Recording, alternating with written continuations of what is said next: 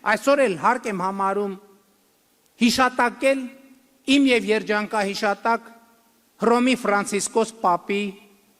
երկխոսությունը, որը տեղի ունեցավ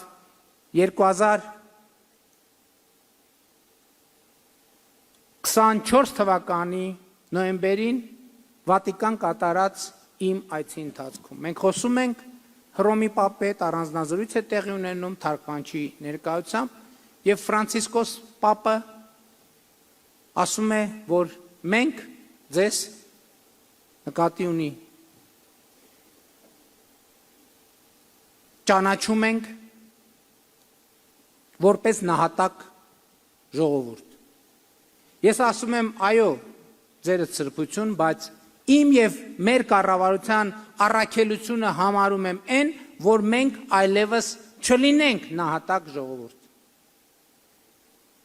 Նա ասում է, այո, բայց մենք ձեզ հայերից ճանաչում ենք որպես նահատակ ժողովուրդ։ Ասում եմ, այո, ձերդ սրբություն։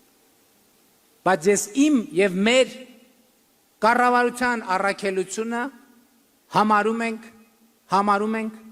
այն, որ մենք այլևս չլինենք նահատակ ժողովուրդ։ Եվ սրանից հետո շատ զարմանալի բան է տեղի ունենում։ Երջանկահիշատակ Աստված հոգին լուսավորի։ Հռոմի Պապն ասում է, հա, բայց պատմականորեն դուք նահատակ ժողովուրդ եք։ Ես ասում եմ, այո, ձերդ սրբություն, բայց հենց այդ եմ ասում։ Մենք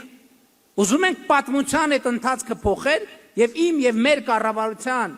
առաքելությունը համարում եմ այն, որ մենք այլևս չլինենք նահատակ ժողովուրդ։ Եվ սրանից հետո էլա զարմանալի բան է տեղի ունենում, դիվանագիտական իհարկե բոլոր եւ իհարկե հաշվի առնելով Հռոմի Պապի առանձնահատուկ կարգավիճակը, բայց այնուամենայնիվ ինչ-որ բանավեճ է տեղի ունենում։ Ինքը ասում է, չէ, դուք նահատակ ժողովուրդ եք, ես ասում եմ, գիտեք ինչ, չէ, մենք պետք է փոխենք մեր պատմական ճակատագիրը, ինքը եւ արդյունքում այդ խոսակցությունը իմ մոտ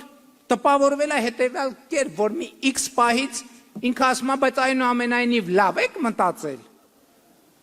որ էլ չեք ուզում լինել նահատակ ժողովուրդ։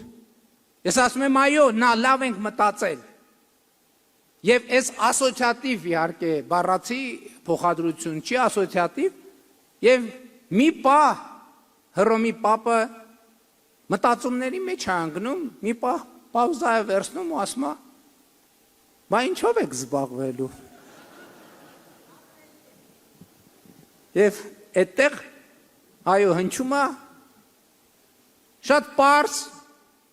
բայց թերևս պատմական պատասխան։ Ուղղակի ապրելու ենք, պարզապես ապրելու ենք, պարզապես պետություն ենք ստեղծելու։